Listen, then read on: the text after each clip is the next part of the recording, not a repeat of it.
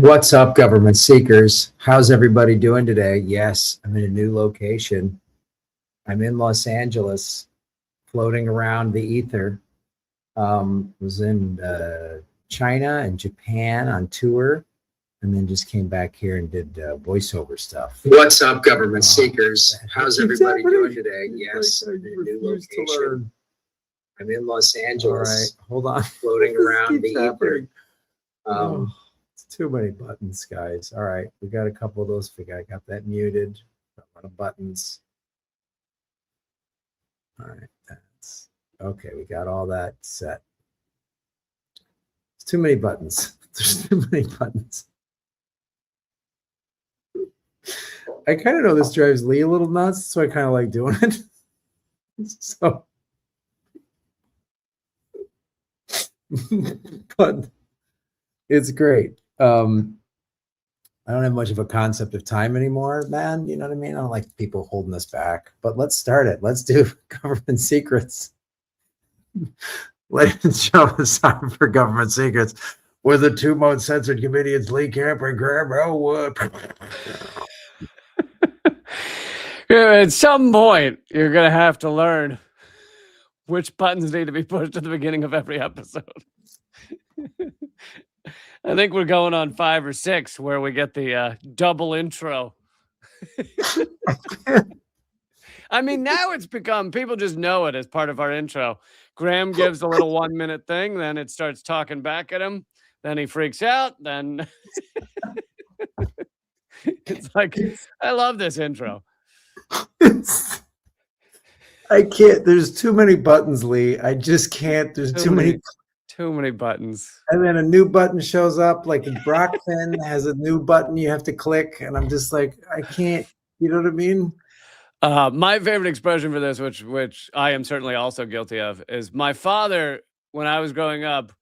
And you got to remember what type of things we had when I was growing up. This was like setting the timer on the VHS, VCR, or like he's a doctor, so he had a beeper that he had to like figure out how to push a button. You know, it had like one button on it. And he was constantly going, I can't learn a new system. No, so every show now, Government Secret begins with Graham going, I can't learn a new system. That's what this is. It's my dad going, what internet? And I feel like, I do that, and it's throughout my day. I would love it if we did the whole live stream with your thumb over half the image, like an old person taking a selfie. Graham, why is your thumb always in the screen, Graham?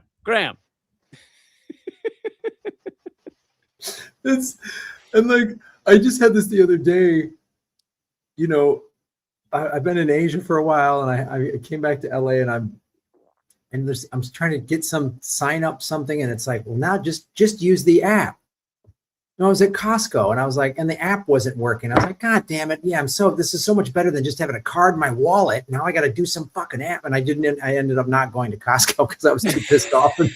I stormed out, lit a small fire in the parking lot and pissed on the door. But I can't. The app thing drives me nuts because it's like, I don't want to fucking download your app. A, I don't want to spend the time doing it. B, I know it's collecting all my data. So, dude, when they first started saying you can't order at a restaurant without downloading our app, I was like, they're just finding more and more ways to make it impossible to operate without having a billion apps to every store you've ever been to. I was in China. So China is like, I haven't been there in 10 years. And so I was in Beijing doing shows like 3 weeks ago. And they don't use cash, and they barely use credit cards. No. And now, so when I was there 10 years ago, they're like, oh, sign up for WeChat. It's just Facebook in China. Okay, cool. And I stopped using it. So I had to re-sign up for that. But now your payment is through WeChat, ordering a cab, like everything. And I was like, dude. And I couldn't order food. I couldn't eat. I was like going nuts. And I was just going to the 7-Eleven was the only place that would take my tappable credit card. And I'm eating just like peanuts and bread. I'm in China. You legit couldn't go to a restaurant. They wouldn't take it. They wouldn't take cash. they couldn't do the WhatsApp thing. And I was like, can I tap my credit card? And they're like, no, we don't know how to do that. Like a chip in my credit card is now old man money. Like it's just, Dude, yeah, it is like old weirdo. Like you tap your what? No, if you need to tap something, you need to leave here. That's yeah, I was at a like street kiosk. So picture in the United States, if you walk up to a little person with a table and a little canopy over their like homemade jewelry, you're probably paying with cash. Maybe they got a Venmo that you might be able to pay them in acorns. Like that's what it is in the United States. I was in Tibet. I'm trying to buy like a homemade, bracelet, and the woman wouldn't take cash, wouldn't take credit cards. I had to try and get WeChat, but it was like a 45-minute process of them trying to text a number to me that wasn't coming through. I mean, it's like, it's so crazy. And then I go to Japan, and Japan is tap a credit card, no problem. Just doop, doop, doop, beep, boop, boop. But China's like, no, this is our way. We don't care who else does anything any other way. And well, as with most countries, I mean, China may be the most advanced, but it's eventually to be able to track everything. I mean, they can track most of your credit card purchases now, but or all your credit card purchases, but it will eventually be headed in that direction where they can track everything. And then you get systems that are good enough at deciding like, well, he bought this, this, and this. That puts him on our red alert for possibly attending an anti-ICE rally. Yeah, that's definitely, and China's really on the forefront of that. They're on the forefront of a lot of things. and that. Yeah. It was insane. And then like, I'd see people like tap with their phones. Like, oh, you can just use Apple Pay. And I was like, okay, that wouldn't work. Like it was like, and then one guy just held his phone up to my forehead and somehow he got $10 off me. I don't really understand how that even worked. It's just, my dentist just put a payment chip in my teeth. But since I've been back in LA, I've been here 2 days. I've had Mexican food both nights. That's the thing you miss. You're collecting all your Mexican food. Yeah, I am. It is the thing. Like a squirrel with the acorns in the cheeks. You just have a burrito in your cheeks. I have an enchilada and a burrito in each cheek. And you're going to bring that back to Asia with you. I know. I'm literally, one of the things I was going to Costco is I wanted to get, in Asia, most men don't shave like this. So like the shaving section in the store is like this big, and it's just like, there's not loads of facial hair in Asia. No. So I want to buy like bulk shave gel, and then also this Aveeno hand lotion. It's like, I need the razor that it looks like a full-size vacuum. Do you have that one? It takes two people to lift it. Do you have the one? It's like a riding lawnmower, but you put it on your face. It's got 9 blades. Do you have the 9 blade? Like, so I'm doing that. And then I also want to get this bulk. And I was outside of a Costco and I was like, oh, bullshit. God damn it. And then I left. And then I just went to my P.O. box. Dude, have you started filming like Graham Goes Nuts in other countries? Because it's got to be a blast. Just me losing my shit throughout the world. Fucking duck sauce that I was gonna buy, and now shit. And this is the time I felt bad. Like in Thailand, there's this place called, and it's like there's a lot of this in Bangkok, a fusion of like the woman's Taiwanese and Thai. So there's like Thai food and Taiwanese food together, and it's like called Mr. Pow Pow, and has those pow buns. And I went there and I went in the door and I go, do you accept cards? Because Thailand is cash or these QR code bank transfers is what but you have to have a Thai bank, and you can't get that unless you have a work visa or you're married or something like that. And they also accept hand jobs, but it's the exchange rate is like terrible. It's like it's not good. It's not sandwich. Good. You owe the guy 35 hand jobs. You're like, I don't have time for that. It's a lot. It's a lot of hand. My forearms are really tired. And like the credit card thing didn't work. And then because they misunderstood, it was a language barrier thing, and they're just like, "There's an ATM down the street." And in my head, I'm like, "I don't want to go to the ATM because it's like a $7 fee." And I was starting to get kind of annoyed, but I was trying to be calm because in Asia, you can't show your frustration anywhere. So it's like, and this woman could sense it. She goes, "It's okay, no problem, it's all right." she's like, oh, this is even better. This is even funnier than I thought it was. This ends with an old Asian woman petting Graham lightly on the top of the head, just trying to calm the dumb American. Oh God, it was so hilarious. She's like, "It's okay, no problem." I mean, that's a very Thai You want a thing. hug? Yeah, you okay? You okay? You just losing it? Too many buttons again? Is this a button Too many issue? buttons. So, It's this Graham's just in a fetal position, sobbing, saying "new system" on the floor over and over. no buttons. There's no buttons. There's too many buttons. Yeah, that sounds about right. I can't wait to see that travel show you're putting out. It's gonna just be great. It's just the dude losing his shit. The polar opposite of Anthony Bourdain, who just like waltzed into every country, just a table waiting for him, no issues whatsoever. Yeah. It's whole episodes of Graham trying to pay for an apple. Yeah, just can't. And just, I'm trying to eat this exotic food, but all I can eat is some sandwich at 7-Eleven. I'm just like, this is horrible. All right. We should get going here. I have a lot of basically everything you've learned about the founding fathers and the founding of the United States is fake news. Like, oh, great. All right. Segment number one. Lee's going to crush everybody's hopes and dreams about America.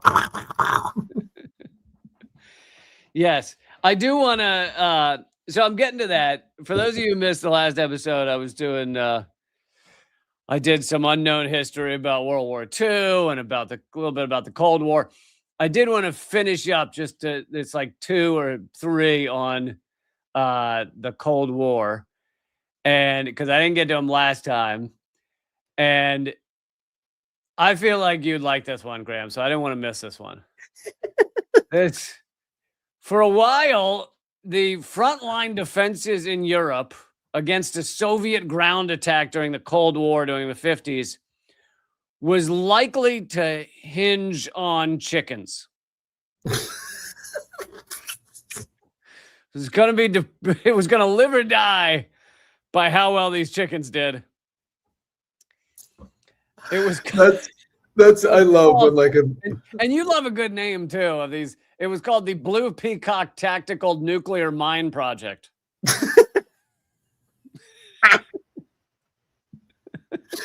Dude, we've talked about this before. If you tried to write a parody script of how dumb our government can be, it wouldn't match. I mean, Dr. Strangelove is increasingly looking like a documentary.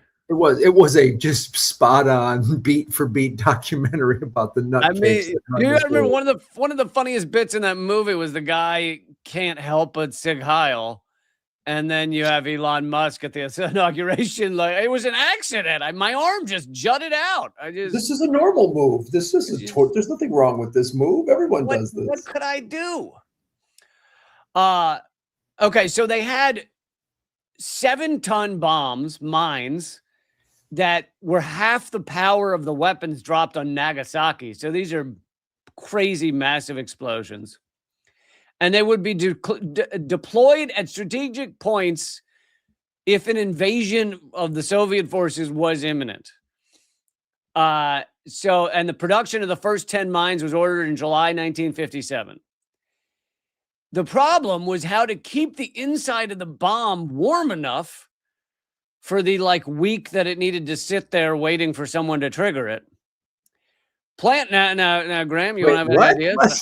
So wait, this is like bread or something? What is this? It's got to be warm. I guess nuclear bombs and sub-freezing temperatures over a week might malfunction. Is the idea? What's the worst that could? And if they did malfunction, what's not? It's just an atomic weapon malfunctioning. What's the bad? The worst that could happen would be they don't kill loads of people. So that was our worst case scenario. We wanted them to kill as many people as possible, and then there's a middle case scenario where a child walks across them and gets hit by an explosion the size of Nagasaki. So that's like a middle level. Oh, Just some okay. kid. Yeah. Great. Okay, great. So how would they keep these bombs warm? They got to leave them there, right? They can't sit there with a campfire. So they're mines. So they got to leave them there. They decided, what if we surrounded them with live chickens?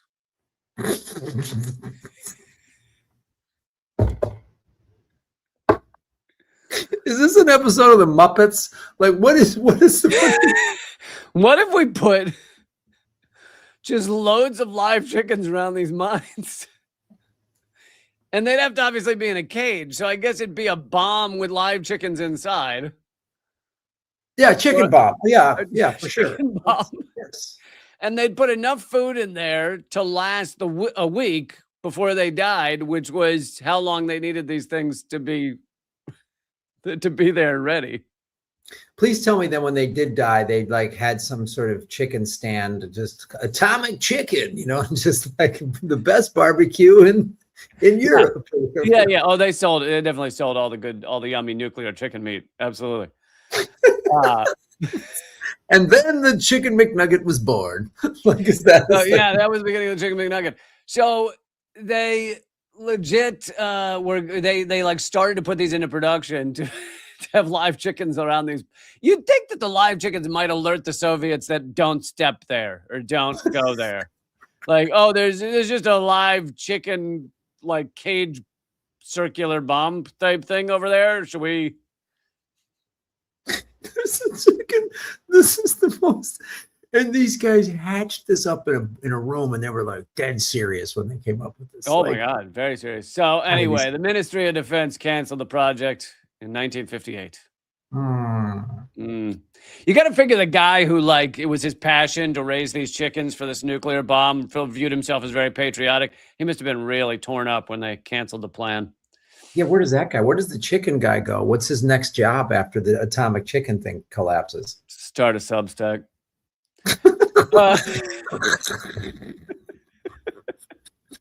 OnlyFans, Substack. I mean, that's OnlyFans chickens. Yeah. All right. So Graham's also a huge fan of when we almost annihilated the entire human race. Oh, I love these stories. Accidentally, like a whoopsie. Boink. Warp, warp. February 1971, a technician at the U.S. Emergency Broadcasting System. And in case anyone needs reminding, during these years, the U.S. and the Soviet Union were like on a hair trigger. They were both ready to fire nukes at each other at a moment's notice. They had a system designed to issue national warnings of impending nuclear attack, and they inadvertently sent out a message under the password signifying it was a genuine alert. Over 2,500 radio and television stations received the message, like nuclear bombs coming in and nuclear bombs going out. Get yourself ready. It told them to close down the broadcasting stations and instruct listeners to await a broadcast by the president.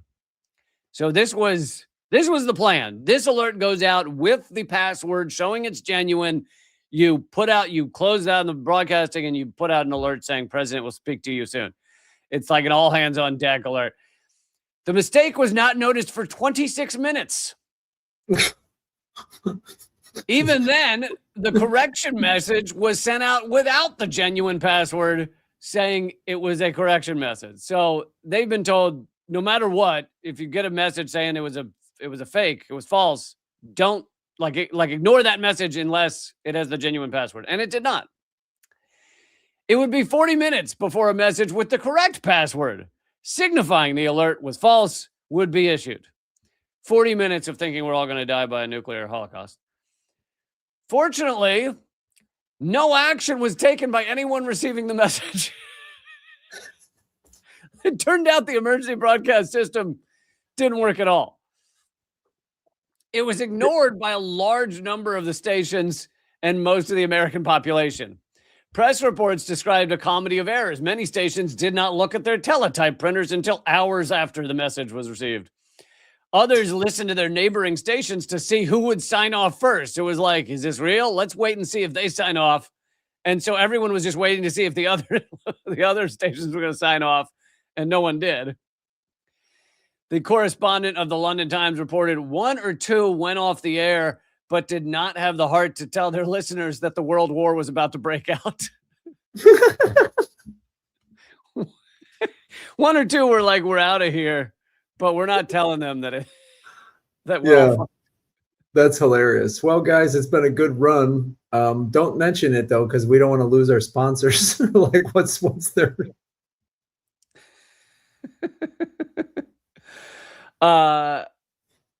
This made the day's events alarming to the Pentagon civil defense planners. An official at the Civil Defense Office reflected that whether people would respond to such alerts was one of the things we had always wondered. It turned out, no, they would not. The answer is no. People would not. No. We'll send out an alert saying nuclear annihilation in 1 hour. No one will listen. Look, when this happened in Hawaii back in 2019, I remember that. I had some friends. One buddy of mine, he said he was like, he put his lawn chair on his front lawn in Oahu and was just like, all right, I guess we're getting nuked. Even if you're one of the guys with a bunker and a month's worth of canned tuna, you're A, probably not surviving. B, if you survive, what are you walking out to? Yeah. At that point, if that happens, I'm like, where is a big city? Like, let's get nuked because I don't want to survive. Yeah, it sounds awful. Yeah. Yeah, haven't you seen these movies where it's like the last two people? Like, you don't want to be Will Smith in I Am Legend. You don't want to be Will Smith in reality. No. And then I'm slapping comedians because my wife's cheated on me. I'm just an idiot. Sounds awful. Just let the nuke hit you. Yeah. And I'm a Scientologist. Like, yeah. No, Will Smith is an example of what happens if a nuclear weapon hits your career and you want to be the last man standing.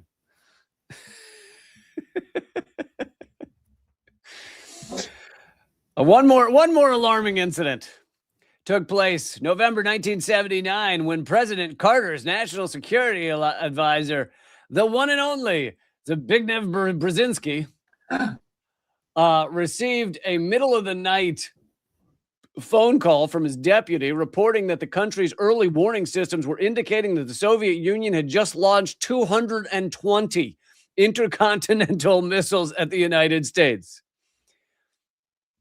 This is like the guy that's second to Carter getting the alert that it's happening and they've fired everything. Wow. Shortly after, his deputy rang again to confirm the bad news and to add that the correct figure was 2,200 missiles coming from the Soviet Union. The dreaded all-out nuclear attack shooting everything. Of course, the supposed response from the U.S. is, ostensibly is supposed to be if the Soviet Union does that, we fire all of ours because we got to hit them back before we're all gone. So you could imagine the U.S. being like, okay, fire them all. It's happening. Just before Brzezinski was about to call Carter, who would have had between 3 and 7 minutes to make a decision as to whether fire all our nuclear weapons, the deputy telephoned a third time to Brzezinski to tell him a technician had loaded an exercise tape used for simulating war games into the computer system. And again, so was it some 19-year-old that they put in charge of the whole world's health? Like, yeah. He was probably 16, but advanced for his age, like precocious, advanced for his age. Precocious. He's so precocious, this guy that almost killed everybody. Oh. He's a hard worker. He's up late at night. He's doing war game exercises at 3 a.m. Yeah. It's great. He's putting the whole world on alert. All right, I got to throw this. We'll get into the founding fathers and everything after this one.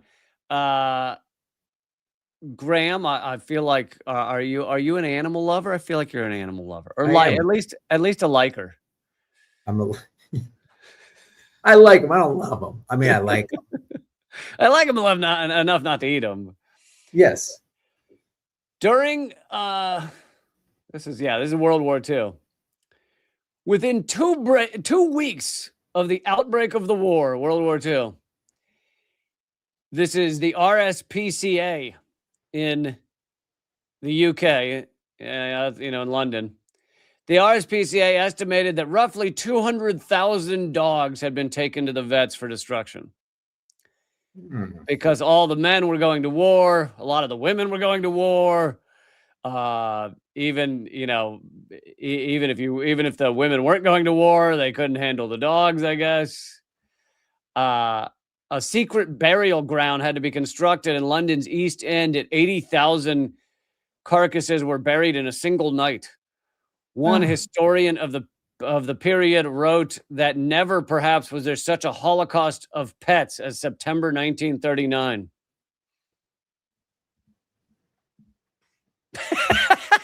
That just put a frowny face on Graham. We were having so much fun talking about the world blowing itself up by mistake, and then we go to this. That's true. I feel like you're far better dealing with the end of humans. That I'm okay with. Species that don't evolve go extinct. I'm totally okay with that. I'm totally okay. In fact, most people don't know this. Graham says he's a vegan, but he does eat human meat. Just human. No, I'm not a cannibal. No, I can't. He's a human. Only there's no term. I'm waiting for the trendy term for only human meat, but oh right. They're just because cannibal's too mean. We gotta call someone a cannibal's too mean. Well, cannibal would imply you eat other meats, I think. Not just human. Oh. So we need a vegan plus human option. Don't you think?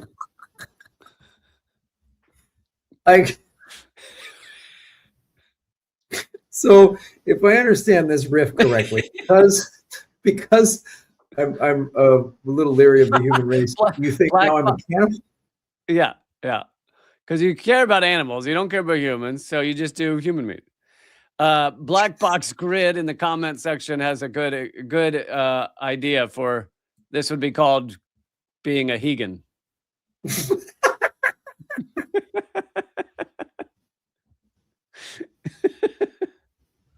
Somebody wrote humanitarian. Humanitarian, yeah. Hegan ain't bad. He gets pretty good. I think he gets pretty good.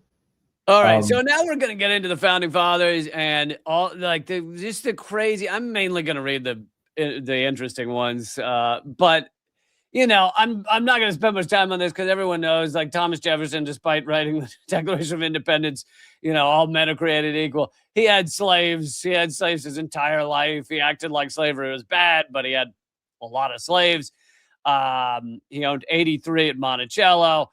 Everybody pretty much by this point knows that he also fathered children with Sally Hemings, one of the slaves. Sally Hemings herself, and some people might not know this, was the half-sister of his wife who died. It seems that Jefferson mainly took it up with Sally Hemings after his wife's death, but she was his half-sister with his wife, Martha. And if you're smart, you go, how could a slave, which you would assume is not white at that time, be a half-sister of Jefferson's wife? Well, because it ran in the family.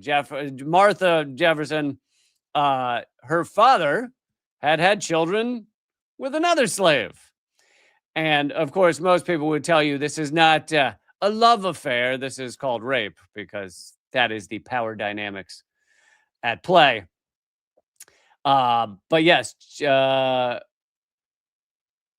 let's see. Jefferson had children with at least one child, but children with Sally Hemings.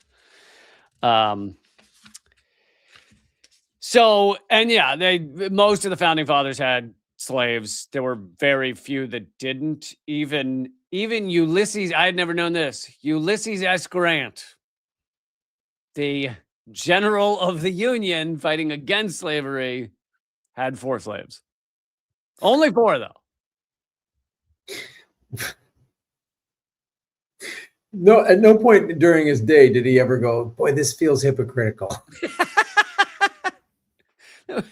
Not a lot of, I feel like in those early days, there was not a lot of people going, this feels a little hypocritical. Actually, why do I say the early days? Currently, in the entire U.S. power structure, there is no one saying this feels hypocritical. Donald Trump never says it. Elon Musk, the man who said, here's a bombshell, Trump's in the Epstein files. Elon Musk is in the Epstein files, begging to come to Epstein's island. Wow. Yeah, those are some of the emails that came out this weekend. Is Elon Musk emailing Jeffrey Epstein and being like, when can we come to the island? And to be clear, I'm not looking for a peaceful vacation. When are your biggest party nights? Wow. Yeah. That's Musk for you. This is why I'm totally okay with wiping out the human race, but I don't want to eat their filthy meat. I don't want to eat. This is why I'm not a cannibal. No, I'm not a vegan. You don't want the dirty pedophile meat. Okay, so you only eat pure humans. Like, no, I'm not eating humans. Those are real, I can't say this. Those are real do-gooders. No, I don't want to eat a human. I'm okay if they go away. I don't want to eat, just because I don't like somebody doesn't mean I want to eat them, Lee. I don't know what sort of National Geographic shows you just got done watching, but I hope someone out there's taking notes. Graham only wants to eat humans that are like the best people you know. Like, you can volunteer people if you know any like awesome, would never be a pedophile type people. That's not... God, I feel like I'm not being heard. There's something being lost. Is this another app issue? Is this a tech thing? Is there some buttons? Yeah, you keep cutting out, Graham. I heard you say you don't want to eat the pedophiles, but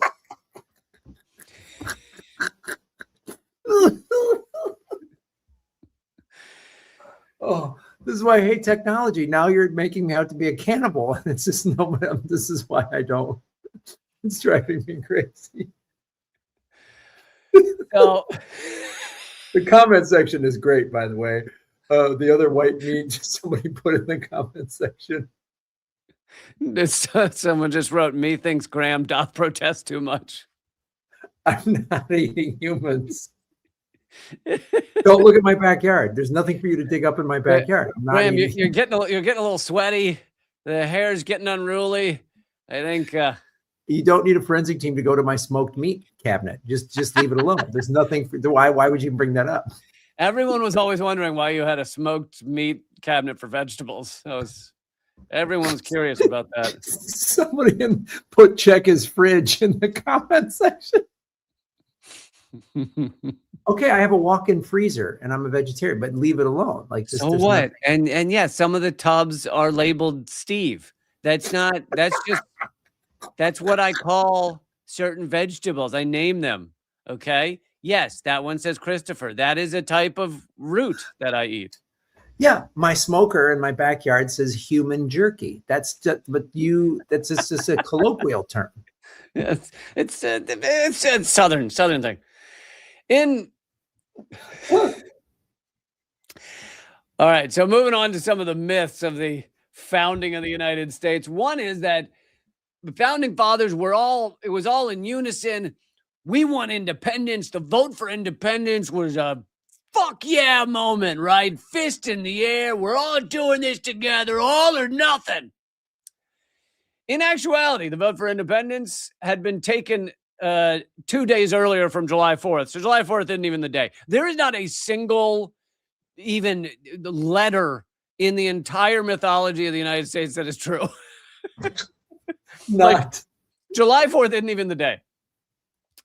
In actuality, the vote had taken 2 days earlier, July 2nd. At that time, John Adams, who would later become the second president, wrote that July 2nd would ever more be celebrated as the birth of the nation. Oh, not so much.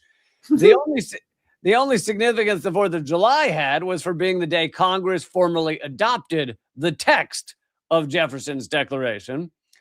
But it gets worse. There never was a vote for independence that was unanimous. When the decision was first taken on July 1st, only 9 of the colonies voted in favor. The 4 New England states, along with Georgia, Maryland, New Jersey, North Carolina, and Virginia, One delegation, Delaware, was split. The New York delegation abstained. It was operating under 12-month-old instructions from the state assembly to do nothing to impede reconciliation with the mother country. So New York was under a alert to don't get in the way with reconciling with England. Two states, South Carolina and Pennsylvania, actually opposed independence. Business leaders recommended they delay the final decision until the next day to try and get a unanimous vote. On July 2nd, states in favor had gone up to 12. South Carolina switched its vote. Split in Delaware was broken. Pennsylvania switched from 4-3 to 3-2 4-3 against to 3-2 in favor. But it remained only 12 out of the 13 had formally declared independence, despite the words of the declaration. New York did not decide until a week later to join and only registered the decision on July 15th. It was only on July 19th that Congress ordered the declaration to be signed. Delegates did not get round to doing it until August 2nd, when most of them did, but some had already left Philadelphia. One did not append his signature until 1781, 5 years after the event. Some members who had supposedly taken part never did at all, and some who were never there signed. Oh, That's I amazing. love it. I mean, Declaration- that does sound like a metaphor for the United States. Yeah, it is. Just a scam. Nobody was there. Some people wanted to stay with England, and then they just rebranded it and said, yeah, we all said on July 4th, we all got together and said, no, sir, King George. No, you didn't. So then the founding story also has to do with the colonists, the colonies furious over taxation from, Britain, from the monarchy, right? But when it came to the Stamp Act, not just the Stamp Act, all the taxes raised in America actually stayed in America. So the founding story is they were collecting all this money from us to steal and give to the monarchy, but apparently those taxes were being used in America. They were for ensuring military defense of the colonists. They also intentionally aimed only to recover a small portion of the actual costs, meaning British taxpayers were largely funding the military defense of the colonies. The infamous Townshend duties imposed by the British Chancellor in 1767 on a range of household goods, notoriously imported tea, right? Which history portrays as being responsible for igniting the American Revolution, the great Tea Party, the Boston Tea Party, were actually planned to raise in their first year a mere £43,000 to contribute towards defense costs, estimated at £400,000. So these are like a tiny fraction of what Britain was spending on the colonies.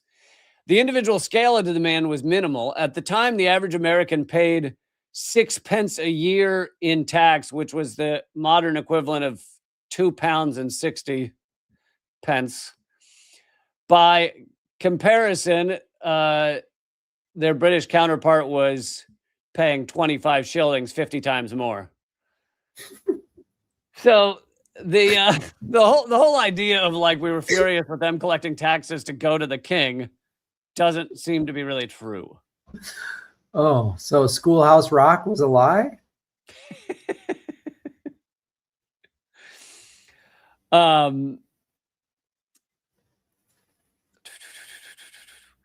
So let's see. So then there's the famous phrase, no taxation without representation, which, we used as a rallying cry. It's still on the DC license plates because we're taxed. And when I lived in DC for 8 years, we're taxed without representation.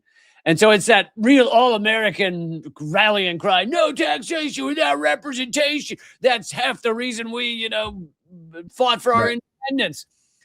There's no contemporary record of the man credited with saying the phrase, James Otis, a member of the Massachusetts House of Representatives, as actually saying it. He was first cited as coining it by a biographer who published, who published about Otis 61 years later. So he probably never actually said it. But more importantly, that phrase entered American mythology long after the revolution itself was over, 40 years after Otis himself had died. While the sentiment clearly underlay much of the discontent around the time, it was never the rallying cry that Americans were yelling at the time. So basically non-existent in terms of the independence of this country. It's just it's so funny that this show, above anything else, has proven to both of us individually and to the audience that everything in America is bullshit. And the foundation of America, the story of the foundation of America is bullshit. Everything, even the little mythology that you'd think is meaningless, except it's fun to know. All false. Here's another one. The so-called Boston Massacre, which was a big deal, really gained a fervor for revolution, for independence. It was in 1770. And the way we were taught it, I remember there were little paintings of the images in our history books of what happened there. It was basically British troops lined up and just slaughtered Americans because they were protesting, just shooting them where they stand. Right. It was actually a drunken skirmish in which only 5 people died when 24 British soldiers opened fire after heavy provocation from a much larger, intoxicated, and out-of-control mob. So, yeah, I mean, you could still be upset that British troops shot and killed people. That's totally fine. But nowhere in the history that we were taught was it just like a drunken row. A drunk, just bunch of pub crawl going south. It was just a bunch of drunken dudes who were like, "Fuck you, fucking Brits! Redcoats, get out!" That's hilarious. Oh, now let's get into the Boston Tea Party. Oh, this is gonna be fun. Boston Tea Party, 1773. The way we're taught it right is, again, colonists furious. The taxes are going up for the king, that fucking wealthy king, which is true. He was sitting on a golden throne. That part is true. But it was just like they're raising taxes on us to enrich the king. So we dumped all the tea in the harbor. So it was the 1773, the iconic rebuffing of excessive British taxes. The measures being protested were definitely upsetting to the colonists, but not for the reasons history tells us to remember.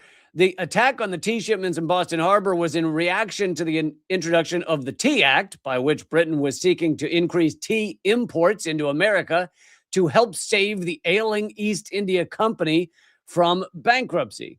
The act, in fact, reduced taxes on tea. And that was why it was upsetting to American traders who profited enormously from smuggling tea in and undercutting the official market, where tea was sold very expensively because of the custom taxes.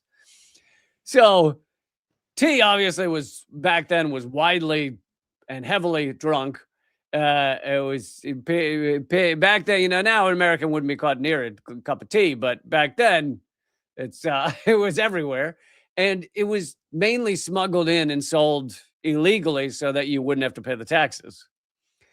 There was so much illicit trade going on and very little prosecution that engaging in it was regarded less as a serious crime and more as a commercial gamble. So reducing the tax threatened to undermine the lucrative smuggling trade with mountains of cheap, legitimate tea. That was the problem for Bostonians, and that was why they revolted. Post-revolution, the story took on a far different and more uplifting tale. I also love this one because this, too, is the perfect analogy for the United States. It's not actually that we were furious about the taxes. We were furious that you were undercutting our criminal activity. Oh, of course, because it's a nation of criminals. It's just started by criminals and just, oh, so hilarious. And then they rewrite this. So we're like, we're done with PACs. Oh, so hilarious. Now, So- I will add here that I am all for people selling, like, I think you should be selling illegal tea. Like, fuck their laws, fuck their tea laws. That being said, it's just funny that it's completely the opposite of what we were told growing up. Oh, it's so great. Yeah, it's really, it's more, that's the true crux of the story, is that it's just not what they told us. Whatever your stance is on taxes or tea or whatever, it's just, it ain't what they told us. Yet again. Yeah. Like, yet again, it was rewritten years later. Let's see. I'll do a few more for those of you just joining us. We're going to do a longer episode today in place of the Patreon extra content, but and so we'll give that to everybody. But I hope you will still go join over there at patreon.com/government secrets, because there's loads of extra content there. Yeah, you get over 90 bonus episodes the minute you unlock it, and you can do it for like as little as, I think, $3 a month, and you can do the higher tiers if you want to get Government Secrets merch. There's no other place you can get the logo on anything except at the Patreon. So some people might know this one. This was one of the ones that I did know before now. But Paul Revere's famous Midnight Ride is bullshit.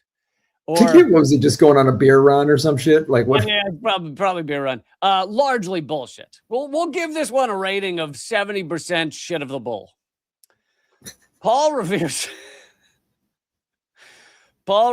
legendary Midnight Ride for those of you in other countries, you might not know what this is. This was he rode across the country till he was just about dying in order to alert everyone that the British were coming. He rode in the middle of the night. It was like, I'm do everything I can to save my fellow soon-to-be countrymen. So Paul Revere's Midnight Ride from Boston to Lexington and Concord. You got to remember, this was not on a bullet train. This was on a horse. 1775, to warn of the British troops coming. He was actually one of many riders that night, and he himself, or several riders, he himself was arrested before he even got to Concord. And here's more. No one even knew his name. Like, Paul Revere was not a thing until 90 years after the event. 1863. It was in a poem written by Longfellow, a famous poem, and that's when everyone came to know the name Paul Revere. Literally, if you would have asked someone after the Revolutionary War who Paul Revere was, they would have no fucking clue. He wasn't even added into the Dictionary of American Biography, which keeps track of all these, American history names. Like, he wasn't even in that, which has far smaller people. He wasn't in that until after Longfellow's poem, almost 100 years later. There were, and I looked up the names of the other riders because I remember that, like, it just wouldn't have the ring. Like, why did Longfellow pick Revere? Well, because that's a cool name to read in a poem. Whereas Israel Bissell, less cool. Less fun to be like Israel Bissell. Is that the guy's real name? Is that like? Yeah, that's the real name of one of the other riders. Israel Bissell. Oh, then there wouldn't. I mean, there wouldn't be all these Israel Bissell high schools around America and all this other like middle schools named Israel Bissell. Yeah, you wouldn't. Israel Bissell Road. Yeah, wouldn't. Just doesn't have the ring to it. Israel Bissell and the Raiders. Remember that band? I love this one too. The Liberty Bell. Gotta love the Liberty Bell. For folks, I've seen the Liberty Bell. If you go to Philadelphia and you go on any tour, one of the highlights is the Liberty Bell. You go there, you see it, you stand there in awe. It is the crack down the side, and you go, this bell rang signifying the independence of the United States of America. And I think at that time, Philadelphia was still the capital, right? The signifying the independence, and they rang it so long and so hard to let everyone know we'd finally fucking declared independence that the thing cracked in half. Amazing. Incredible.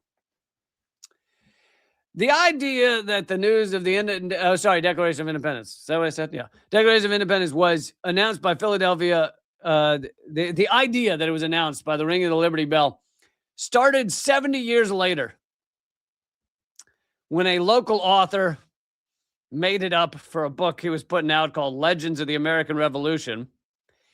The bell was certainly there at the time, but it had no connection to the independence movement, and it wasn't even called the Liberty Bell. It was just a bell. It was just at that time, its name was the fucking bell. It like fell off the back of a truck, and that's how it got cracked or something. The city had actually, I don't think it says in here how it got cracked. The city had actually tried to sell it for scrap in 1828 when it was still called the Bell, that fucking eyesore bell. I love it.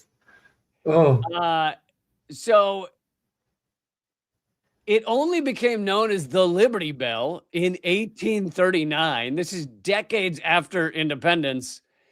But it wasn't known for American liberty.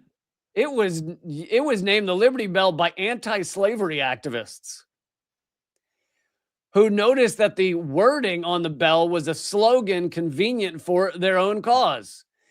It remained unremarkable and no national symbol until this guy Lippard included it in his book.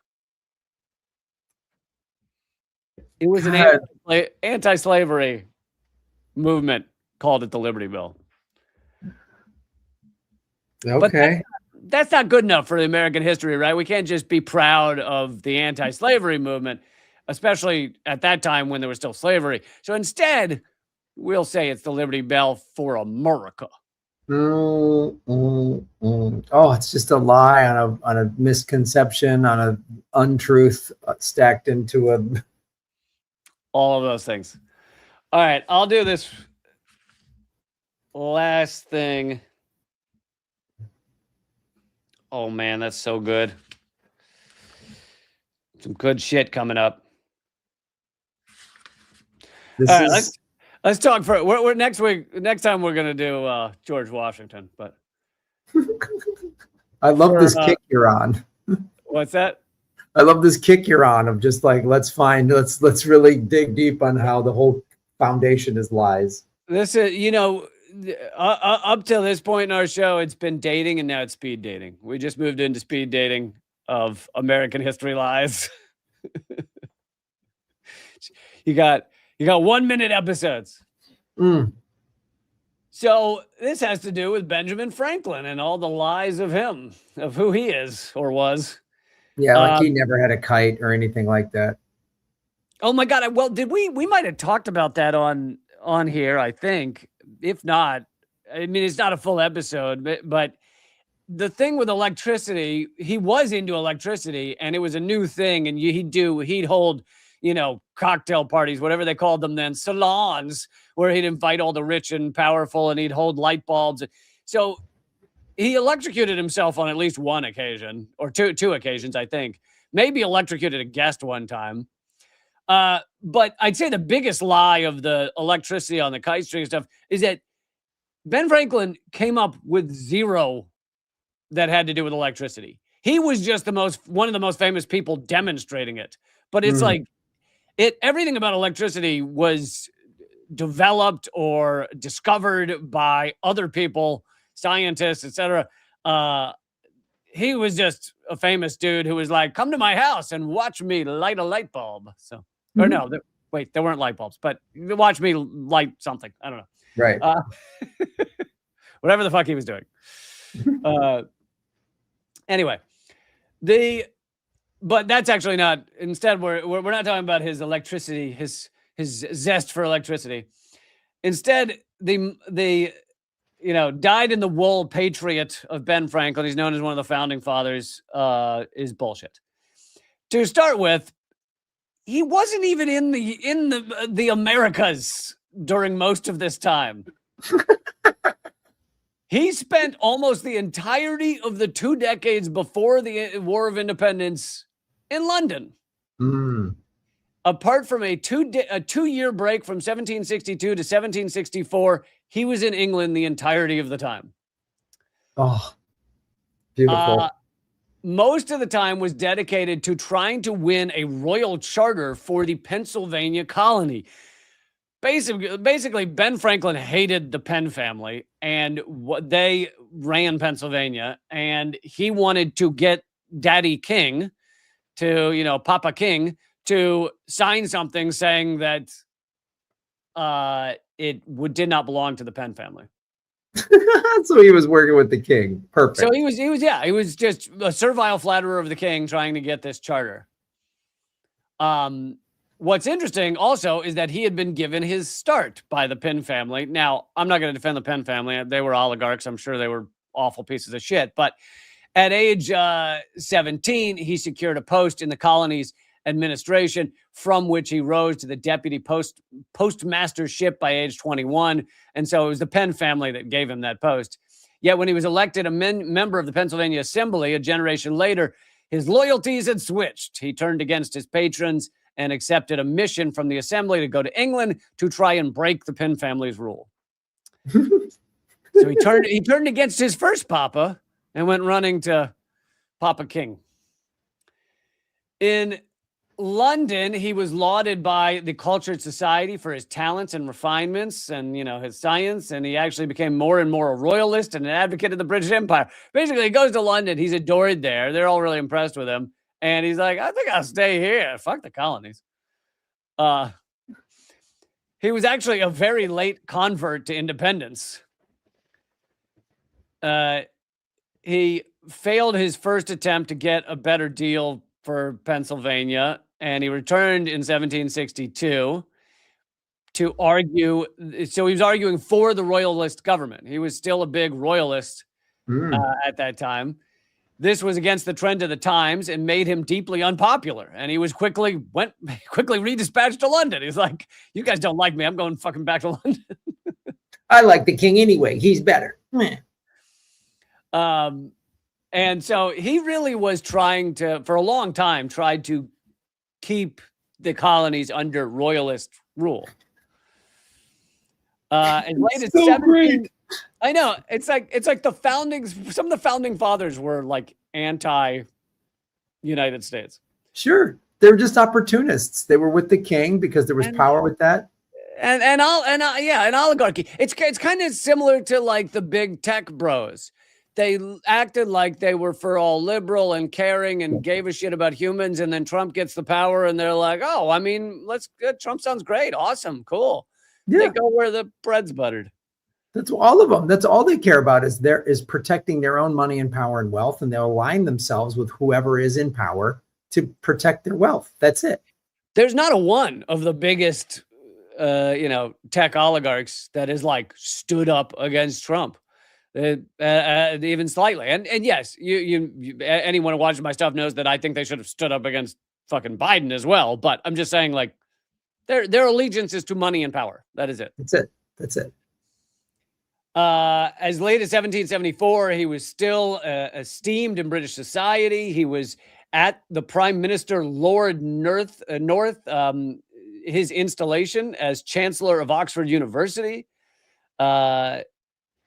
But then what happened was in 1774, he gets a hold of a collection of 13 official letters between the governor's office in Massachusetts and the Treasury in London, which put British policy in a very unfavorable light. And Franklin had mysteriously or illegally or whatever acquired and passed them to his contacts in America. So by that point, he at least has enough allegiance to America to pass these papers on to them. But because he did that, Britain turns on him and hates him, and he basically runs from Britain back to the colonies. And by that time, he gets back to America. The war was basically underway. So he didn't arrive back till there's fucking smoke in the air. And once the smoke and dust had settled, Franklin's unsullied reputation as a father of the nation was made secure. Wow. Oh God, he just pushes himself to the winning, whoever wins, he just goes over there and waves the, wow. Yep. All right, I'm gonna hold there, and we'll get to George Washington and a lot of things I didn't know about George Washington when we do the next episode. But let's move on to your segment. Like I mentioned, this is a long episode this week, but if you want to join up at patreon.com/government secrets, that would be amazing. Yes. So this is now segment number 2. How America backed Iraq in the Iran-Iraq war in the 1980s. So we've talked about this, how, we've talked about America's lineage in the Middle East and how we've, been on all these different sides. But we've never gone specifically into the Iran-Iraq war from 1980 to 1988. And this was under Reagan and Bush. Oh, thank you so much. Jolly Pop, Jolly Pop 1. So I wanted to get into the specifics of this, of what happened, because it was always kind of fascinating me, because it's like we mentioned the Mossadegh thing a lot, because it's part of the foundation of the history of all the dumb crap we've done in the Middle East. And especially I remember after 9/11, more like Saddam, when George W. Bush was like, Saddam's evil. I'm like, well, you guys backed him in the 80s. Like we were his buddy. Yep. There's video of Rumsfeld shaking his hand. Yep. Oh yeah. I mean, so this is, where is that article I brought up? This is where, oops, here it is. So this is what was happening in the war. The Iran's army had been purged after the 1979 revolution. That's when the Islamic Revolution happened. And at the beginning of the war, Iraq had a clear advantage in armor, while both nations were roughly equal in terms of artillery. This is roughly around the start of the war. The gap only widened as the war went on. Iran started with a stronger air force, but over time, the balance of power reversed in Iraq's favor as Iraq was constantly expanding its military. Gee, who was helping? So here is the video, too, of Rumsfeld, American special envoy to the Middle East, meets Saddam Hussein in December of 83. He was... So during the war, Iraq was regarded by the West and the Soviet Union as a counterbalance to post-revolutionary Iran. So we thoroughly hated Iran. Yes. And so in that equation, we were like, well, let's side with Iraq. Right. And the reason we hated Iran, we didn't give a shit about terrorism. They cut off their oil because the Shah that we put in after the CIA staged a coup in 53 and got Mossadegh, who was going to nationalize the oil. We got Mossadegh out of there and we put in the Shah of Iran, who was a brutal dictator that tortured people. But America didn't care because he gave oil to America. So we were like, you can torture whoever you want. One of the people there's a couple that he tortured that were enslaved and tortured, and their son ended up becoming the Ayatollah. Because he was like, oh, that's what you guys are doing. So the United States helped create Islamic fundamentalism. And I don't think we intentionally created it, but once it was created, I'm sure the CIA and the State Department went, yo, this is a good bad guy that we can use these. Yeah, and the calculation is almost always oil-based. Sometimes, like, it started in those early years, maybe it had a little bit more to do with access to oil, but eventually it becomes very much about the petrodollar and whether this oil is going to be sold in dollars. And if it's not, then that whatever country is not selling a lot of oil in dollars, it becomes a huge problem. Which is where we're at today. I mean, what's happening now is Saudi Arabia has joined BRICS, and that officially happened January 1st, but there was no mention of it. If you type that in, there's no Western news outlet that will report that.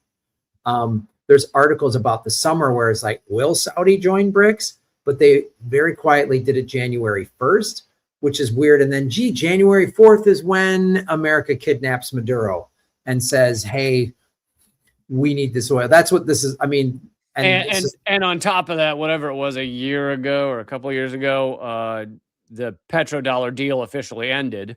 Now, that doesn't mean it's not like the deal ends and immediately Saudi Arabia sells all their oil outside of the US dollar. They're still selling most of their oil in the US dollar. So the petrodollar, the impact of it still largely exists. But the US is kind of terrified that if Saudi Arabia continues to decrease the amount of oil sold in dollars, all of a sudden the main pillar of the dollar being the global reserve currency collapses. And so what's the US got to do? Well, they got to find a replacement for Saudi Arabia so they can keep pumping oil and in US dollars. And therefore we can print all the dollars we want and have $1 trillion a year military. It's why the US, like without the petrodollar and reserve currency, the US would not be the hegemonic power it is today. And it's gone. The world is, because of BRICS, which is now, I think, 14 countries. It started as 5. It's now 14. So you now have 14 countries, Saudi Arabia being one of them now, that will not be, eventually, none of them will be using the petrodollar. So again, like you say, one of the reasons we needed Venezuela, because they were selling a massive amount of oil every year to China. So now they're not selling any more oil to China. And we're going to get into a vicious, vicious trade capital war with China. This is what's going to happen. And it could translate into a hot war. I don't know. But, again, I was just in Japan, and Japan said, well, China, if you take over Taiwan, then we will ramp our military up to you. China took the panda bears out of Japan. That's always like a big symbolic. Yeah. And the Poor Japanese pandas being used as weapons of the state. They're mean. They should be cute. And then Japan is like not happy with Chinese tourists. As I recall, you do make an exception and eat panda, right? It's just humans, humans and panda, right? The good humans. I mean, the good humans and the panda. Yeah. Only eat animals that are cute. That's one of the secrets of Panda Express here in the U.S. 70% panda meat in all their food. Yeah.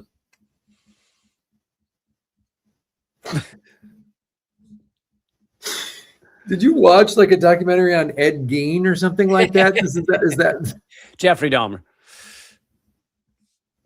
That's cool. Yeah, I'm just boiling some skulls. So the reason all of this is important is because that's what was going on in the 80s. So Iran was not giving up their oil to the West anymore, and we needed it. So that's why we backed this. So what happened? During the early years of the war, the United States lacked meaningful relationship with either party, Iran or Iraq. And all the relationships were only getting to like first base, maybe hold hands, a little making out. Yeah. And Iraq had an allegiance with the Soviet Union and hostility towards Israel. Following Iran's success in repealing the Iraqi invasion and Khomeini's refusal to end the war in 1982, the United States made an outreach to Iraq, beginning with the restoration of diplomatic relations in 1984. Again, it was December of 1983 is when Rumsfeld went, that video of shaking Saddam's hand. The United States' plan was to keep both Iran away from the Soviet influence and protect other Gulf states from any threat of Iranian expansion. Of course, again, oil, it's all about oil. It started in 1982. As a result, the U.S. began to provide limited support to Iraq. In 1982, former Secretary of State Henry Kissinger. Yay! It's ding, ding, ding, ding, ding. If you have him or Alan Dulles on your bingo card. Also, the man who signed and probably came up with the petrodollar deal. That's the man. this was Kissinger's policy was, quote, the focus of Iranian pressure at this moment is Iraq. There are few governments in the world less deserving of our support and less capable of using it. Had Iraq won the war, the fear in the Gulf and the threat of our interests would be scarcely less than it is today. Still, given the importance of the balance of power in the area, it is our interest to promote a ceasefire in that conflict, though not a cost that will preclude an eventual reapproachment with this. Just babbling on and on. He's talking about this. Then a reapproachment with Iran, of course, must await a minimum of Iran's abandonment of hegemonic aspirations in the Gulf. Again, oil. So there was also France, but here's the actual U.S. involvement. We started supporting the Ba'athist Iraq during the war, and we included several $1 billion worth of economic aid in the sale of dual-use technology, which is non-U.S. origin weaponry, military intelligence, and special operations. Well, gee, what is military? That's the CIA. That's what that means. And this is under the George Herbert Walker Bush was vice president at the time, was the former head of the CIA.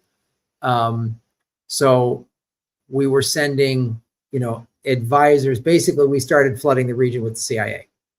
And we started flooding the region with advisors. They were up to their gills in advice. They had so much good advice they were spreading around, like a Johnny Appleseed of advice. That's what they did. By the way, Paul Revere was fake. The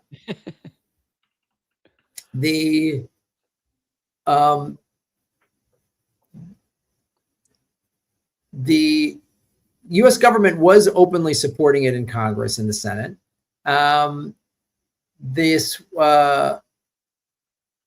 It's a thing, and this is a quote from Kissinger when he said, "It's a pity they both can't lose." This is America's nice. Good. So yeah, we were not a huge fan of Iraq, but we hated Iran more. Yeah, it was the enemy of my enemy is my friend. It was that thing. The war had been growing for 3 years, and there were significant casualties on both sides. Within Reagan's National Security Council was a growing fear that the war could spread beyond the boundaries of the two belligerents. Again, this is Wikipedia speak. This is Wikipedia speak, not just saying it's all about the oil. Yeah. So a national security meeting was called and chaired by Vice President George Herbert Walker Bush to review the U.S. options. It was determined that there was a high likelihood that the conflict would spread into Saudi Arabia and other Gulf states. It was determined that a prolonged war in the region would induce much higher oil prices and threaten the fragile world recovery, which was just beginning to gain momentum. On May of '84, Reagan was briefed on the project conclusions in the Oval Office by William Flynn Martin, who was head of the NSC. The conclusions were threefold. Firstly, oil stocks needed to be increased among its members of the International Energy Agency. Good lead with the good puns. And in the event of an oil market disruption, the United States needed to reinforce the security of friendly Arab states in the region. And thirdly, an embargo should be placed on sales of military equipment to Iran and Iraq. But we still did it through an intermediary. So one of those great American, you guys can't be selling weapons to them. I mean, we are on the side, but just don't. We can't. He's like, as he's saying it, you can see him handing weapons, just pushing weapons over. You can't. There's no more selling of weapons to just out the back door. While he's getting an envelope. Yeah, we can't. The guys, this is bad. He puts the envelope in his pocket. Behind him is just like deet, deet, deet, deet, just like trucks loading rockets on there. So the plan was approved by the president and later affirmed by G7 leaders and Margaret Thatcher in the summer of '84. There was acknowledged that Iraq was using chemical weapons. The Iraqis used mustard gas and sarin prior to 4 major offensives in early 88 that relied on U.S. satellite imagery maps and other intelligence. So we were helping them use chemical weapons. So according to recently declassified, good, that's just good advice. We were flooding the area with good advice. What we were doing. we were like, you guys might want to try a little mustard gas. It's pretty good. Yeah. And sarin gas. We make it here in the U.S. Put a little mustard on that if you know what we're saying. You know, that's what I'm saying. A little mustard. Oh. You will relish the results. It's all this coded hot dog speak. His hot dog puns is their code, is their secret code. You need to catch up to what Iran is doing with some mustard. A foot long with a lot of mustard packs a wallop, if you know what I mean. Like, according to recently declassified CIA documents and in former intelligence officials, the U.S. had firm evidence of Iraq chemical attacks beginning in '83. So yeah, then I might be jumping in the end here, but then the next war when we invade Iraq, we go, you have chemical weapons. It's like we gave them all those chemical weapons. They must have them somewhere. Yeah, remember those chemical weapons I gave you? You're not supposed to use them. Is that chemical weapons in your closet there that I put there? So then this is so. We're helping Iraq because we hate Iran. But then in 1987, Iraq bombs one of our ships. This is the USS Stark incident. On May 17th, 1987, a Iraqi Dassault Mirage F-1 fighter jet launched 2 missiles at the USS Stark. It struck the port side. First one struck the port side and failed to explode, though it left burning propellant in its wake. The second struck moments later and right around the same place, killing 37 crewmen and injuring 21. Whether or not the Iraqi leadership authorized the attack is still unknown. It also seems like might be a false flag. No. Would America do such a thing? That's the first thing I heard. We are not hypocrites. I was like, oh, so this is a false flag. And there's no confirmation. Because very rarely is a much weaker country like, you know what we need to really just get the United States to attack us. That's going to do us just loads of good. And we were supporting them. Like, we were supporting the Iraqis and they fired on the US. Yeah. And so it's like, and the Iraqis weren't sure who gave the order. I was like, oh God, there was an American sub somewhere in the area that just was like, whoops. Yeah. Yeah. So that happened again. We just still don't know to this day, supposedly. The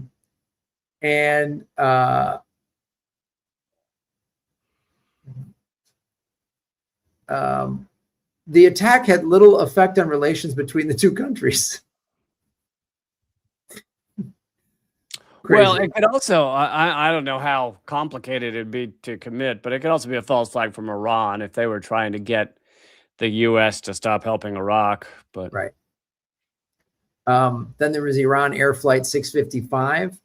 The USS Vincennes shot down Iran Air Flight 655 on July 3rd, 1988, killing all 290 passengers on crew on board. The American government claimed that the Vincennes was in international waters at the time, which was later proven to be untrue, and that it was an Airbus A300 had been mistaken for an Iranian F-14 Tomcat. So you're trying to tell me that an F-14, which is probably a third of the size of a Airbus 300, which is like the size of about a 757. It's a huge plane, right? They're trying to say, oh, we thought that was an F-14, which, by the way, is an American-made. I mean, this is only 30 years removed from when we thought that a storm system was 2 hours of shelling from the Viet Cong. So, you know. Those radars are hard to read, man.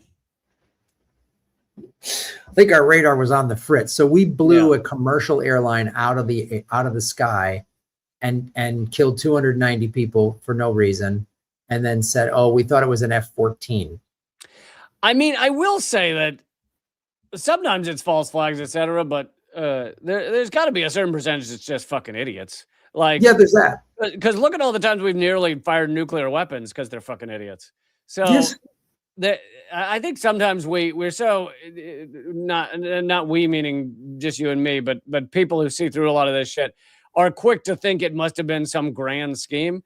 It could also be fucking idiots. Yeah. Never rule out incompetence. Yeah. And stupidity. Never rule that out. That's a buddy of mine who was a retired police officer who was a child crimes investigator. He always says that. He goes, never rule out incompetence and stupidity, man. Never rule it out. Yeah. Because you're just like, so we of course didn't take any responsibility. So we thought it was a fighter jet, which is like saying, it's like saying you blew up an 18-wheeler semi truck because you thought it was a minivan. Like there's no, it's not possible. Yeah. The U.S. Admiral William G. Crowe later admitted on Nightline that the Vincennes was in Iranian territorial waters when it launched the missiles. So we were Nice. at the wrong spot. Nice. At the time of the attack, Admiral Crowe claimed that the Iranian plane did not identify itself and sent no response to warning signals. In 1996, the United States expressed their regret for the event and the civilian deaths. Oh, gee, thanks. That's gotta help. I'm sure that felt pretty good. So again, there's all this chemical weapons that we knew about, and that was the final straw, basically. Then the war ended in 1988, and we, typical of Iraq and Afghanistan, we set the table in the 80s for the conflict to happen in the 2000s. Like that's what we did. Yeah, and we act like we do support Saddam Hussein against Iran because we hate Iran and their oil was more threatening to us. And at the time, Iraq was selling oil in U.S. dollars, or a lot of it in U.S. dollars. Mm-hmm. And then guess what? This guy Saddam Hussein suddenly gets uppity and he thinks maybe we could have some independence. Maybe we could sell it. This doesn't mean he was a good guy in other ways, but maybe we could not have to sell this in U.S. dollars and not allow for the U.S. empire to continue to fucking destroy the Middle East. And when he does that, he finds his head popped from his shoulders. Isn't that weird? Anytime somebody gets off the petrodollar, Gaddafi, again, not that these are great guys, but anytime somebody gets off the petrodollar, suddenly this awful guy that we had no problems with suddenly is a bad guy the minute they get off the petrodollar. Yep. Gaddafi, Syria, and Iraq are some of the biggest examples. Yeah, and Maduro, now again, not that Maduro and Maduro's been selling oil in yuan. Yeah. So they got to go, and we're in an interesting spot right now because like the markets are tanking, and I think like Bitcoin is tanking right now, and I think they're deliberately nosediving the price to buy it up because they're going to. America is aware that the world is moving away from the dollar. They know it, and they can't stop it. Well, and also yes, I think that's true. And for some odd reason, people have a little less faith in the U.S. dollar right now. I don't know why that could be. Totally odd. It's a bizarre. We're in a bizarre place in the world, and America is absolutely losing its power. I mean, the Greenland thing, I'm like traveling through Asia, like, well, are we going to be at war with Finland? I mean, what's happening? And I think, Denmark, not Finland. It's crazy. Like we're the United States and the dollar is, and there was this big financial conference last month, and everybody discussing was like the dollar, and the best case scenario is just like slowly getting off of this in the next 5 to 10 years, but they're really afraid there's going to be a big collapse. Yeah, and Europe is they just signed EU just signed a major trade deal with India. Like Trump has done a brilliant and impressive job of getting the rest of the world to start to cooperate in ways that they hadn't before. You got Canada meeting with China again. Haven't done that since 2017. He's done a brilliant job on that front. So he is, I consider him a peacemaker, and he also is shredding the U.S. empire rather quickly. Like really put a fast forward on it, and so that's why I'm a big Trump supporter. I mean, he's really, and being in Asia the last many months, the whole world is like, oh, he's an idiot. Like the whole world is like, and they're again, everyone's being friends again. And not everybody. I mean, like Japan and China are battling with each other and stuff. But like, no, it's not everybody. But this, everyone's just looking. America is completely isolated, and everyone's like, and all these, like again, all these European countries are all starting to make. They're all realizing, oh, we need to make peace with China or whatever, because they're going to be the top dog here very shortly, Yep. and America isn't. Yep. All right, I think we're going to wrap up there. We do these twice a month. So the next one will be a week from next Wednesday, 2 weeks from now. But there's loads of past episodes. If you're new to our stuff, you can listen to them on the podcast, Government Secrets. You can also sign up for Patreon and get all the extra segments, 90 some extra segments, patreon.com/government secrets. I also do live streams 3 times a week. That's at youtube.com/moment of clarity. And I'd love for you to join up at my Substack, realleecamp.substack.com. Yeah, guys, thanks for supporting what we do, and go to the Patreon. You get cool bonus content. And then, of course, I've got a GoFundMe for this late night talk show. We just signed a deal with the production company in Thailand. We're going to be doing this late night talk show. It is happening. We've got investors involved, and you can just help support the kind of nominal little costs that get things going. If you go to GrahamElwood.com and go to the GoFundMe, there's over 175 people watching. So everybody we threw in a couple bucks, we can get this thing. We're going. It's happening. All right, man. Thanks a lot, and I'll see you in 2 weeks. All right, man. Good to see you, brother. Later. Thanks, everyone.